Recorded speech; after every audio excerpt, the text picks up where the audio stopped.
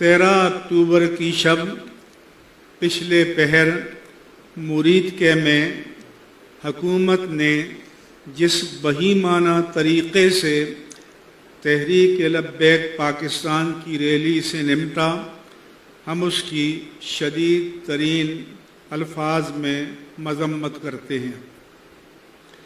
کسی بھی دانش مند اور ذمہ دار حکومت کا اپنے عوام کے ساتھ رویہ ایسا نہیں ہوتا۔ حکومت کے مناصب ہمیشہ ذمہ داری، تحمل اور برداشت کا تقاضا کرتے ہیں۔ ایک مدبر حاکم وقت کو کبھی بھی مغلوب الغضب نہیں ہونا چاہیے۔ ہمارے پاس کوئی مصدقہ اعداد و شمار دستیاب نہیں ہیں، تاہم جو بھی لوگ شہید ہوئے، ہم ان کی مغفرت اور بلندی درجات کی دعا کرتے ہیں۔ ہمارا پرزور مطالبہ ہے کہ دونوں طرف کے زخمیوں کا ریاست و حکومت کی جانب سے مناسب علاج کا بندوبست کیا جائے اور جاں بحق ہونے والوں کو دیت ادا کی جائے۔ پنجاب حکومت نے اگر دانش مندی اور حکمت کا مظاہرہ نہ کیا تو انہیں اس کی قیمت آنے والے انتخابات میں چکانا پڑ سکتی ہے، کیونکہ کسی کو پسند ہو یا ناپسند، ملک کے اندر اور باہر اہل سنت و جماعت کی ہمدردیاں تحریک لبیک پاکستان کے ساتھ ہیں۔ تحریک لبیک پاکستان آئین و قانون کے تحت قائم ایک دینی سیاسی جماعت ہے جو پاکستان الیکشن کمیشن میں رجسٹرڈ ہے اور قومی انتخابات میں حصہ لیتی ہے، آئین پاکستان کو تسلیم کرتی ہے اور قانون کی پابند ہے اور ہونا چاہیے۔ ہمیں حیرت ہے کہ مین اسٹریم میڈیا اپنی خبروں میں اس کا نام تک نہیں لیتا، بلکہ منّے کے ابا کی طرح ایک مذہبی تنظیم لکھا جاتا ہے۔ سوال یہ ہے کہ ملک کے کس قانون کے تحت مین اسٹریم میڈیا پر اس کے نام کی اشاعت کی پابندی ہے؟ جب آپ خبروں کے آزادانہ ابلاغ کو روکتے ہیں تو پھر افواہوں کا بازار گرم ہو جاتا ہے جو معاشرے کے لیے کسی بھی طرح بھی سود مند نہیں ہے۔ تحریک لبیک پاکستان سے بھی ہماری گزارش ہے کہ ان کے جو کارکن شہید ہوئے ہیں یا زخمی ہوئے ہیں، ان کی تحریک لبیک پاکستان کے جو کارکن شہید ہوئے ہیں یا زخمی ہوئے ہیں، حکومت اور امن قائم کرنے والے ادارے ان کی لاشوں کو اکرام کے ساتھ ان کے ورثاء کے حوالے کریں اور ان کے مصدقہ اعداد و شمار، شناختی کارڈ نمبر سمیت ناموں کی تفصیل کے ساتھ شائع کیے جائیں تاکہ افواہوں کا سد باب ہو، اور حکومت سے بھی مطالبہ ہے کہ وہ اپنے پاس دستیاب مصدقہ اعداد و شمار شائع کرے۔ اب تک امیر تحریک لبیک پاکستان اور ان کے بھائی کا کسی کو علم نہیں ہے کہ وہ کہاں ہیں اور کس حالت میں ہیں۔ اس لیے حقائق سامنے آنے چاہیے۔ سچ کو عارضی طور پر تو چھپایا اور دبایا جا سکتا ہے، لیکن ہمیشہ کے لیے ہرگز نہیں۔ یہ بھی رپورٹ ہوا ہے کہ تحریک لبیک پاکستان کے بعض ارکان کے مکانات کو گرایا گیا ہے۔ اگر یہ سچ ہے تو یہ انتہائی سنگ دلانہ اور شقاوت پر مبنی کارروائی ہے، ہمارا مطالبہ ہے کہ حکومت فوراً ان تباہ شدہ مکانات کو اپنے خرچ پر تعمیر کرے یا ان کا معاوضہ ادا کرے۔ نیز یہ بھی کہا جاتا ہے کہ مقامی انتظامیہ نے مسجد رحمت للعالمین اور مزار کو محاصرے میں لے رکھا ہے، اسے فوراً واگزار کیا جائے تاکہ 5 وقتہ نماز اور جمعۃ المبارک کے لیے مسجد کھلی ہو اور لوگ مزار پر آ کر فاتحہ پڑھ سکیں۔ ہم یہ بھی مطالبہ کرتے ہیں کہ ہائی کورٹ یا سپریم کورٹ کے جج کی سربراہی میں ایک جوڈیشل کمیشن تشکیل دیا جائے جو اس سارے معاملے کی تحقیق کرے اور اس ظالمانہ سانحے کے ذمہ داران کا تعین کرے اور قرار واقعی سزا تجویز کرے۔ جوڈیشل کمیشن اس بات کی بھی تحقیق کرے کہ آیا اس کے پیچھے قادیانی لابی کی کوئی سازش تو کارفرما نہیں ہے، کیونکہ مرزا مسرور احمد نے کہا ہے پاکستان کے حکمران ہمارے لیے نرم ہو گئے ہیں اور اللہ نے بدلہ لے لیا، تو یہ تبصرہ بعض طرف توجہات کو یقیناً مبذول کرتا ہے۔ ہم یہ بھی مطالبہ کرتے ہیں کہ اعتماد کی فضا قائم کرنے کے لیے پاکستان بھر میں چھاپوں اور گرفتاریوں کا سلسلہ فوراً بند کیا جائے، دہشت اور خوف کی فضا کو ختم کیا جائے۔ تحریک لبیک پاکستان کی قیادت کو آزادانہ طور پر یکجا ہونے دیا جائے تاکہ وہ باہمی مشاورت سے معاملات کو کنٹرول کر سکیں، ورنہ قیادت کے بغیر کارکن بے قابو ہو جاتے ہیں اور جذبات میں کوئی بھی اقدام کر سکتے ہیں۔ کارکنوں کو قیادت کے تعاون ہی سے کنٹرول کیا جا سکتا ہے۔ ہمارا یہ بھی مطالبہ ہے کہ تحریک لبیک پاکستان کی شورا کے ذمہ دار ارکان اور وفاقی و صوبائی انتظامیہ کے ذمہ داران پر مشتمل ایک کمیشن تشکیل دیا جائے جو معاملات کو حل کرنے کا طریقہ کار طے کرے۔ جن کارکنان کو بلا سبب پکڑا ہوا ہے انہیں فوراً اور غیر مشروط طور پر رہا کیا جائے۔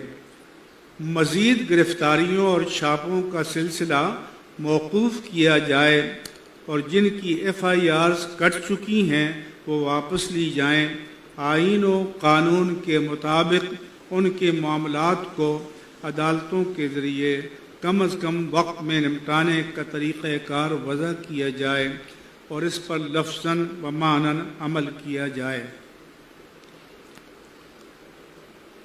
اسلام آباد اور صوبہ پنجاب کی انتظامیہ نے اہل سنت و جماعت کے دینی مدارس و جامعات کو جبراً بند کرایا ہے اور بعض کو سیل کیا ہے۔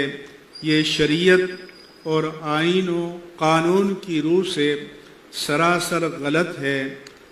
ان تمام مدارس کو فی الفور کھولا جائے تاکہ درس و تدریس کا سلسلہ شروع ہو اور علماء اور طلباء اپنے اپنے کاموں میں مشغول ہو جائیں، ورنہ اہل سنت اپنے خلاف اسے ریاست و حکومت کا انتقامی اقدام تصور کریں گے اور اس کے نتیجے میں سب کے دلوں میں منافرت پیدا ہوگی جو کسی بھی صورت میں ملک و قوم کے مفاد میں نہیں ہے۔ تحریک لبیک پاکستان کی شورا کو بھی ہم متوجہ کرنا چاہتے ہیں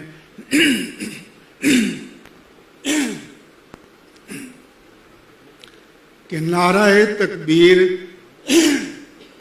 اور نعرہ رسالت لگانے والے ہمیشہ پرامن رہے ہیں، ان پر کبھی بھی دہشت گردی اور فساد کا لیبل نہیں لگا۔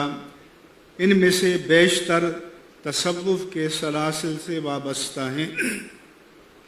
اس لیے تحریک لبیک کو بھی اپنی روایات اور تاریخ کا پاس رکھنا چاہیے، کیونکہ اس وقت اہل سنت و جماعت کے تمام پرجوش اور محبت رسول صلی اللہ علیہ وسلم سے معمور نوجوان اور دیگر طبقات کی بہت بڑی تعداد آپ سے وابستہ ہے۔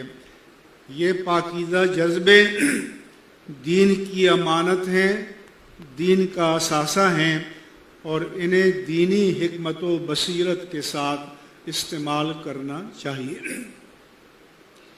ہم ایک جمہوری ملک ہیں اور آپ کا اصل مشن یکسو ہو کر جمہوری نظام میں اپنا حصہ حاصل کرنے کی کوشش ہونی چاہیے، تاکہ آپ اقتدار کے ایوانوں میں اپنی آواز بلند کر سکیں، اپنا موقف پیش کر سکیں اور اہل سنت کی توانا ترجمانی کر سکیں۔ ہم تحریک لبیک پاکستان کی عمارت و قیادت سے بھی اپیل کرتے ہیں کہ وہ خالی الذہن ہو کر اپنی حکمت عملی کا جائزہ لیں اور جن علماء و مشائخ اہل سنت پر انہیں اعتماد ہے ان کی مشاورت سے ایک مناسب حکمت عملی ترتیب دیں۔ آپ کا سفر طویل ہے اور ہم آپ کو بہت آگے جاتا ہوا دیکھنا چاہتے ہیں۔ بعض ذرائع سے یہ بھی معلوم ہوا کہ بعض شہداء کی لاشیں تھانوں میں ہیں اور ان کو ورثاء کے حوالے نہیں کیا جا رہا۔ اگر یہ درست ہے تو ہمارا مطالبہ ہے کہ تمام شہداء کی لاشوں کو اکرام کے ساتھ ان کے ورثاء کے حوالے کیا جائے، تاکہ وہ ان کی تجہیز اور تکفین و تدفین اور نماز جنازہ کا باوقار انداز میں اہتمام کر سکیں۔ قوم کے تمام طبقات کو اس بات کا ادراک کرنا چاہیے کہ مشرق و مغرب میں ہماری دونوں جانب کی سرحدیں حالت جنگ میں ہیں، نیز ہمارے وطن عزیز میں دہشت گردی تاریخ کی بلند ترین سطح پر ہے۔ ہمارے فوجی افسران اور جوان شہید ہو رہے ہیں، اس لیے ہمارے ملک کو امن، سلامتی اور قومی وحدت کی اشد ضرورت ہے۔ ہمیں ملکی سلامتی کے لیے وقتی طور پر اپنے جذبات کو قابو میں رکھ کر وحدت ملی کے لیے اپنا کردار ادا کرنا چاہیے۔ آئیے ہم سب مل کر دعا بھی کرتے ہیں۔ بسم اللہ الرحمن الرحیم، الحمد للہ رب العالمین، الصلاۃ والسلام علی سید المرسلین سیدنا و مولانا محمد وعلی آلہ وصحبہ اجمعین۔ دعا کیجیے رب العالمین 13 اکتوبر کے سانحے میں جو کارکن، عہدیداران، ذمہ داران شہید ہوئے، جام شہادت نوش کیا، ان کو اپنی بارگاہ میں عالی میں درجات شہادات مقبولہ مردیہ نصیب فرما۔ یا اللہ، ان کے اعزا، اقارب اور لواحقین کو صبر جمیل عطا فرما اور ان صدمات کو برداشت کرنے کی توفیق نصیب فرما۔ یا اللہ، جو زخمی ہیں انہیں جلد صحت و شفا عطا فرما۔ یا رب العالمین، اپنی رحمت کاملہ سے سب کو حق پر قائم رہنے، حق بیان کرنے اور حق کو قبول کرنے کی توفیق عطا فرما، اور ہم تمام خطباء اہل سنت اور مدارس اہل سنت سے اپیل کرتے ہیں کہ اپنے اپنے اداروں میں شہداء کے ایصال ثواب کے لیے دعائیہ تقریبات کا اہتمام کریں، مساجد میں دعا کریں اور امن و سلامتی کے لیے بھی دعا کریں۔ ہمارے وقت کو اس کی ضرورت ہے۔ ہماری مسلح افواج کے جو افسران اور شہداء وطن عزیز کے لیے جام شہادت نوش کر رہے ہیں، وہ ہمارے محسن ہیں۔ یا اللہ ان کو بھی درجات شہادات مقبولہ مردیہ نصیب فرما۔ یا رب العالمین، پاکستان کو تمام داخلی اور خارجی دشمنوں کی سازشوں سے، چالوں سے، مکر و فریب سے نجات عطا فرما، اور ہمارا ازلی دشمن بھارت جو پاکستان کو نقصان پہنچانے کے لیے چالیں چل رہا ہے، ان کی چالوں میں یا رب العالمین اپنے حبیب کریم کے صدقے میں ان کی ناکامی اور نامرادی کے اسباب مقدر فرما۔ علامہ سعد حسین رضوی، ان کے برادر عزیز علامہ انس رضوی، اور یا اللہ تمام علماء و مشائخ اہل سنت کی حفاظت فرما۔ یا رب العالمین سب کو حاسدین کے حسد، اشرار کے شر، نگاہ بد اور دشمنوں کی بدخواہی سے اپنی عافیت، سلامتی اور پناہ عطا فرما۔ وصلی اللہ تعالی علی حبیبہ سیدنا و مولانا محمد وعلی آلہ وصحبہ اجمعین برحمتک یا ارحم الراحمین۔